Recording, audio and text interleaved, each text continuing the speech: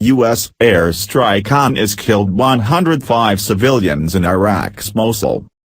The United States has admitted that at least 105 Iraqi civilians were killed in an airstrike it carried out in Mosul in March. U.S. Central Command, CENTCOM, said it had targeted 2 snipers from so-called Islamic State IS, with what it called a precision-guided munition. However, the strike detonated explosives that militants had placed in the building, CENTCOM said.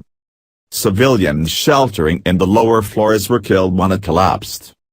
CENTCOM said the death toll included 4 civilians in another nearby structure. Eyewitnesses claimed another 36 non-combatants were also in the building, but U.S. authorities said it had insufficient evidence to determine their status. CENTCOM previously said the planes had acted at the request of Iraqi security forces, as coalition forces attempted to wrest control of the city from IS. The civilians had gathered in the lower floors of the building after being expelled from their homes by IS fighters, a declassified summary of the report said. Those organizing the strike could not have predicted the presence of civilians in the structure prior to the engagement, it added. U.S. officials said the type of bomb was chosen to minimize collateral damage, but the explosives hidden by IS were at least 4 times more powerful than the weapon itself. Our condolences go out to all those that were affected, Major General Joe Martin said in a statement.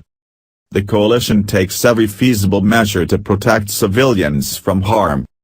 Initial media reports had placed the casualty estimates as high as 200. Hundreds of thousands of civilians have fled the northern Iraqi city as the thousands of Iraqi security forces, Kurdish Peshmerga fighters, Sunni Arab tribesmen and Shia militiamen, assisted by U.S.-led coalition warplanes and military advisors, are involved in the offensive, which was launched in October 2016.